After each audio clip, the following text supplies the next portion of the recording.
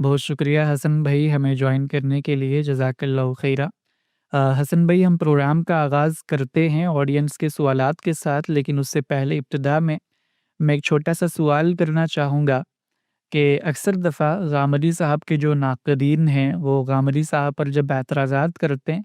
तो अक्सर दफ़ा ऐसा होता है कि उनके एतराज़ात के अंदर, उनकी तनक़ीद के अंदर कोई सब्सटेंस नहीं होता, कोई आर्ग्यूमेंट नहीं होता। वो गामदी साहब पर लेबलिंग करते हैं और मुख्तलिफ़ किस्म के इल्ज़ामात लगाते हैं। लेकिन अभी हाल ही में हमने देखा कि एक जय्यद आलिम मुफ्ती यासिर नदीम अल-वाजदी साहब ने रमज़ान के आगाज़ में ये अनाउंस किया था कि वो गामदी साहब के हदीस के नुक्ता नज़र पर तनक़ीद अपनी रिकॉर्ड करवाएँगे। लेकिन जब वो दिन आया तनक़ीद करने का, तो उस दिन उन्होंने ये कहकर इजाज़त ले ली कि मैं पहले ये चाहता हूँ कि गामदी साहब का हदीस और सुन्नत पर जो मुकम्मल मौक़िफ़ है, उसको मैं स्टडी करूँ और उसके बाद मैं एक मुकम्मल तनक़ीद उन पर करूँगा। यकीनन ये एक काबिल सताइश बात है, इस पर हमें उनको एप्रिशिएट भी करना चाहिए। लेकिन उसके साथ में उन्होंने ये चीज़ भी बयान की कि वो गामदी साहब की हदीस सीरीज़ को तनक़ीदी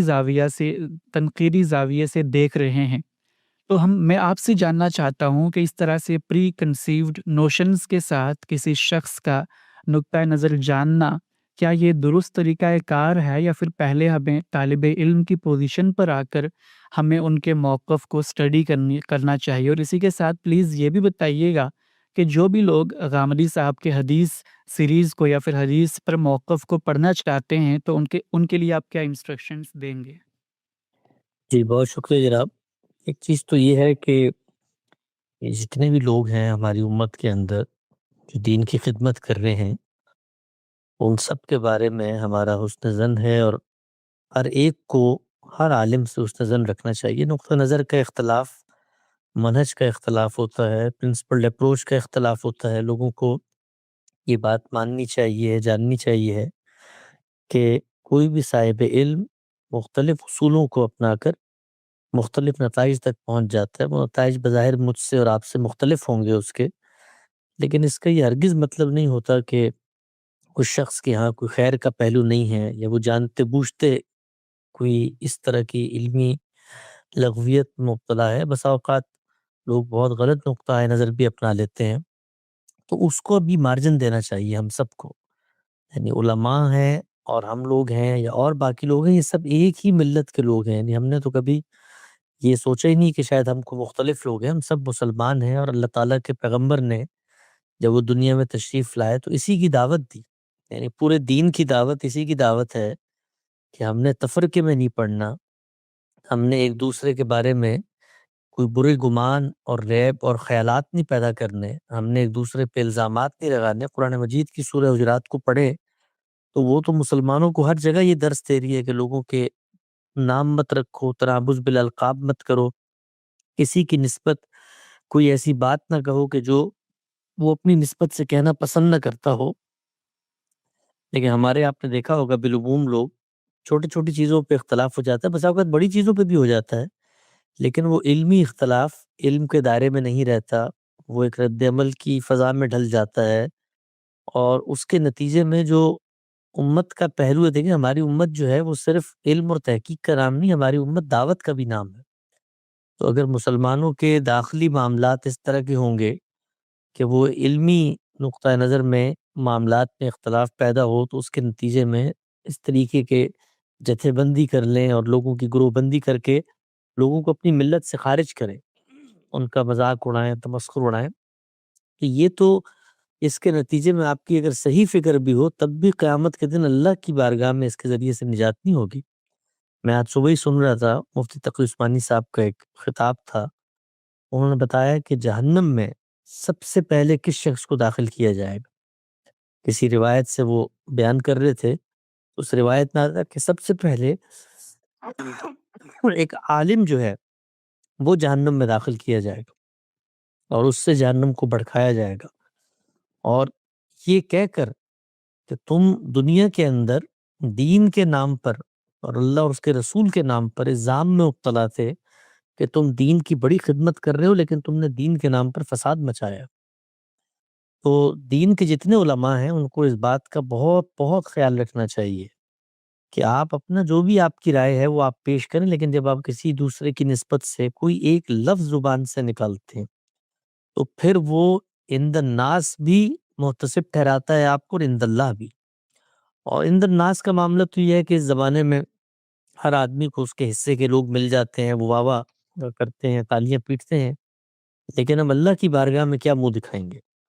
تو یہ بہت بہت ضروری چیز ہے، یعنی اس کا آپ نے جن کی طرف سے بھی نسبت کر کے بتایا، انہوں نے ایک بہت اچھا یہ پیغام دیا ہے دنیا کو کہ کسی صاحب علم پر تنقید اس کے پورے موقف کو جان کر ہونی چاہیے۔ اب موقف جاننے کا جو عمل ہے یہ سارا کا سارا علمی پروسیس ہے، اس کے اندر جذباتیت نہیں آ سکتی۔ اس کے اندر آپ پہلے سے یہ خیالات پیدا کر لیں کہ میں یہ سوچ کے جاؤں گا کہ میں نے اس کی تنقیدی نظر سے اس کو دیکھنا ہے اور اس میں سے نکات تلاش کرنے ہیں، اور پھر اپنا ایک جو شاخلہ بنا ہوا ہوتا ہے اس کے ساتھ اس کی ہم آہنگی کو ڈھونڈنا ہے، اور جہاں پر وہ ہم آہنگی نہیں ملے گی وہاں پر میں نے یہ بتانا ہے کہ یہ گمراہ ہو گیا ہے۔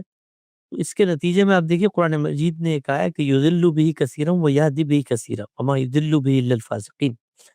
یعنی یہ معاملہ تو اللہ کی کتاب کے ساتھ کوئی جا کر کرے تو اس سے بھی اس کو ہدایت نہیں ملتی، اس لیے کہ آپ نے وہاں پر خالی و ذہن ہو کے اپنے آپ کو اس کی بارگاہ میں پیش نہیں کیا۔ تو خدا کی کتاب جو کہ کتاب و منیر ہے، ہدایت ہے، وہ تک ہاتھ نہیں پکڑ سکتی، وہ تک اپنی بات نہیں سمجھا سکتی۔ چاہے جائے کہ ہم جیسے کوئی ناقص کمزور لوگ ہوں، انسان ہوں، تو علمی طریقہ کار یہ ہے کہ تھوڑی دیر کے لیے جو آپ کے اندر ماضی میں کسی شخص کی مخالفت ہے، مداہنت ہے، کسی سے اختلاف ہے، وہ جو کچھ ہے اس کو تھوڑی دیر کے لیے دماغ کے ایک دوسرے خانے میں ڈال دیں، اور صرف یہ سمجھیں کہ یہ دوسرا آدمی بات کیا کہہ رہا ہے۔ مجھے اس کا بارہا تجربہ ہوا ہے، خاص طور پہ علماء کے ساتھ گفتگو میں، کہ یہ چیز کہ ان کو ہماری بات سمجھ میں آ جائے، اس کے بعد وہ اختلاف کریں، اس بات پہ اختلاف کریں، یہ بہت مشکل ہو گیا ہے۔ یعنی ایسا لگتا ہے کہ آدمی دیوار سے سر مار کے واپس آ رہا ہے۔ اس میں دعوت دیتا ہوں تمام لوگوں کو کہ ہم نے یہ کوشش کی کہ غامدی صاحب کی فکر پہ جو جو اختلافات پیدا ہوئے ہیں اس کو کوئی سرسری انداز میں نہیں بلکہ خالص علمی انداز میں ابتدا سے انتہا تک جو موقف علماء کا ہے، روایتی امت کا ہے، تو ہم بھی اس کو اپنے آپ کو اس کا حصہ سمجھتے ہیں۔ اس میں بسا اوقات بعض جگہ اطلاق میں اختلاف پیدا ہو جاتا ہے، اور بسا اوقات جب آدمی علمی انداز میں جائزہ لیتا ہے تو اندازہ ہوتا ہے کہ اختلاف کی نوعیت وہ ہے ہی نہیں جو لوگ بیان کر رہے ہیں۔ تو اس کو خالی و ذہن ہو کر جب تک نہیں سمجھیں گے تو دوسرے کی بات سمجھ میں نہیں آئے گی، اور ابتدا ہی سے ہر بات کو آدمی ٹانکنا شروع کر دے گا ادنا مماثلت تلاش کر کے، یہ بات تو کہی ہے تو یہ بات تو معتزلہ نے بھی کہی ہوگی، یہ بات تو ماتریدی نے بھی کہی ہوگی، یہ بات تو غلام احمد قادیانی نے بھی کہی ہوگی۔ تو اس کے نتیجے میں ہوتا ہے کہ آپ اگلے کا پورا موقف سمجھتے ہی نہیں۔ تو علمی طریقہ کار یہی ہے کہ چیزوں کو ان کی اصل سے دریافت کیا جائے، پورا موقف سمجھا جائے، اور پھر جتنا اختلاف ہے اتنا ہی پیش کرنا چاہیے۔ یعنی یہ کوئی امت کے ساتھ خیر خواہی نہیں، ہم میں سے کسی نے کسی کے دل چیر کے نہیں دیکھ لیے کہ ہم لوگوں اس کو متنفر کرنے کے لیے، متوحش کرنے کے لیے رائی کا پہاڑ بنا دیں،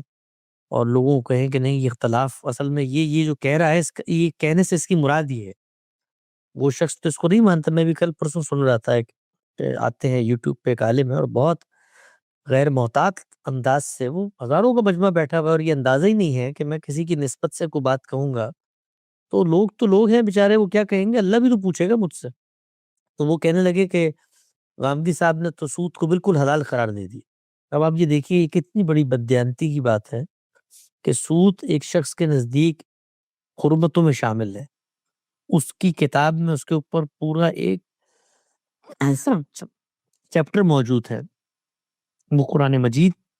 کی بنیاد پر اس کی حرمت کو قیامت تک مانتا ہے، کوئی اس میں ادنا اختلاف نہیں ہے۔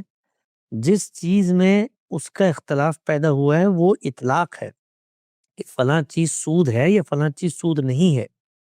تو اب اختلاف جب آپ نے بیان کرنا ہے تو ایسے ہی بیان کرنا ہے کہ جی وہ صاحب علم ہے، ان کے نزدیک، اور میں جب یہ بات کر رہا ہوں تو میرے نزدیک کوئی اختلاف نہیں ہے کہ ہم اللہ کی کتاب کو اصل مانتے ہیں اور سود کی حرمت کی قائل ہے۔ تاہم ایک اطلاقی معاملے میں وہ یہ کہتے ہیں کہ فلاں چیز سود نہیں ہے، اس پر میرا یہ اختلاف ہے، بس یہ کہیں آپ۔ لیکن جب آدمی یہ کہے گا تو اس کے نتیجے میں نہ وہ زور پیدا ہوگا، نہ لوگ متوحش ہوں گے، نہ اس کے نتیجے میں آپ اپنے فرقے کو الگ کریں گے۔ تو میرا یہ احساس ہے کہ یہ رویہ بہت زیادہ دیر نہیں چل سکتا، اس سے بڑا شدید نقصان پہنچا ہے ہماری امت کو، اور ہم نے لوگوں کو اللہ کے دین کی طرف لے کے آنا ہے، اللہ کی کتاب کی طرف لے کے آنا ہے۔ وہ لوگوں کو ہم نے دیوبندی بریلوی نہیں بنانا، اللہ کا دین تو اس کی مخالفت میں کھڑا ہوا ہے۔ ہاں، دیوبندی علماء کا ایک نقطہ نظر ہو سکتا ہے، میں اس نقطہ نظر کو ٹھیک سمجھوں گا تو بحیثیت انسان پیش کر دوں گا۔ غامدی صاحب بھی انسان ہیں، ان کی رائے سے اختلاف کا ہر ایک کو حق ہے، ہر آدمی ان سے اختلاف کرے، لیکن عزت کے ساتھ، شائستگی کے ساتھ، اور یہ الزامات کی زبان میں نہیں، علمی انداز میں۔ ابھی حال ہی میں ہمارے دوست زاہد مغل صاحب نے بالآخر ایک علمی انداز میں اس چیز کو لکھا ہے کہ بھئی ہمارا امت کا جو مجموعی روایتی علم ہے اور مدرسہ فراہی کا، یہ جاوید احمد غامدی صاحب کا حدیث کے باب میں کیا جو 3 نکات، علمی نکات لکھ دیے انہوں نے، اور وہ بالکل درست انہوں نے لکھے ہیں۔ میں نے بھی اس پہ گفتگو کی تھی پچھلے دنوں کہ بھئی اگر آپ یہ 2-3 چیزیں مانتے ہیں روایت کے بارے میں، تو اس کے نتیجے میں قرآن مجید کی حاکمیت اور میزان و فرقان ہونے کا جو تصور ہے وہ مجروح ہوتا ہے۔ تو یہ ہمارا نقطہ نظر ہے، اس نقطہ نظر پر لوگ تنقید کریں، اس کو مارد بحث میں لے کر آئے، لیکن شائستگی کے ساتھ، محبت کے ساتھ، مروت کے ساتھ، اور علمی انداز کے طریقے پہ۔ یہ جو ہمارے یہاں کشاکش پیدا ہو گئی ہے نا مناظرانہ انداز کی، اس سے اللہ کی پناہ مانگنی چاہیے۔